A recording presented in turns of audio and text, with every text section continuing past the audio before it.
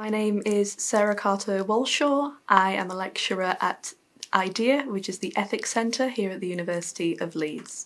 I also run a couple of modules on our programme, Biomedical and Healthcare Ethics, as well as running the programme itself. The programme Biomedical and Healthcare Ethics is a programme we've offered for quite a long time. I'm actually an alumna of the programme, and as the name suggests, we look at ethical issues that come up across biomedicine and across healthcare.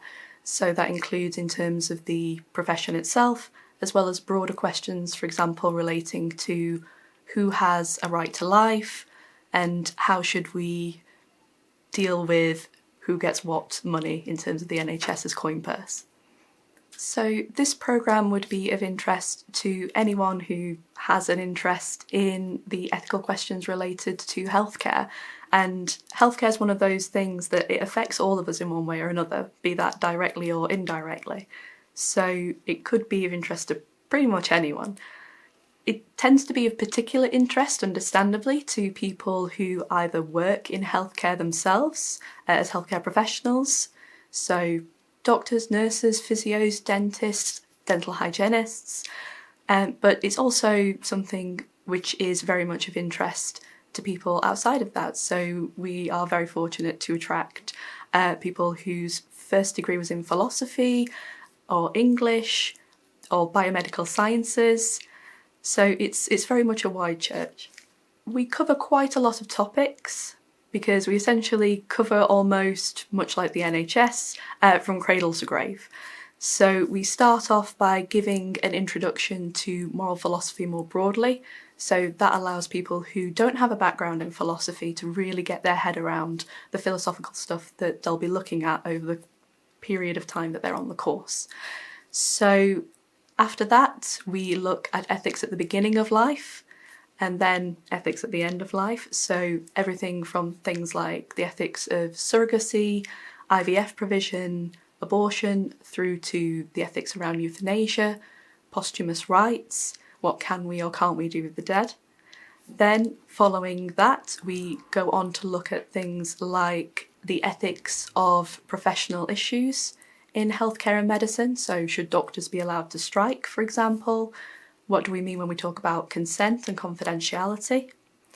Then we go on to look at psychiatric issues, so the ethics of psychiatric care, questions around psychopathy, rationality, etc. And then we go on to look at distributive justice, as well as current developments. So what's the new questions, what are the new issues? So things like bias, enhancement, artificial intelligence in healthcare. So the course is assessed primarily through essays, though you will also be doing a couple of group presentations as well. These group presentations will be facilitated at weekly workshops with members of staff, and you'll be given a lot of support while you do this as well. You will also, if you are completing the master's version rather than the postgraduate diploma, complete a dissertation of 12,000 words, and the joy of this is this can be about anything that you're interested in within the realm of healthcare ethics, bioethics, etc. And you will have a supervisor that will guide you through this process and help you to find your voice for writing this work and to be able to communicate your ideas. So students will be offered formative support. So for example, they can send in essay plans to staff and we can give feedback on those. We can also offer more specific support. So for example, if a student is a bit unsure about the way that they're writing, maybe the way that they're constructing arguments, we can give more sort of specialised feedback and advice on this. Of course, there'll be feedback on the actual assignments, and staff will be more than happy to talk through any questions you might have about those.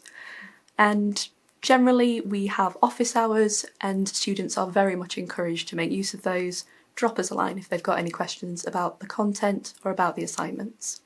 If you're interested and would like to apply, then you can go to our website on the University of Leeds website, look for IDEA, look for the course, and there'll be information beyond what I've sort of given you already and information as well on how to apply.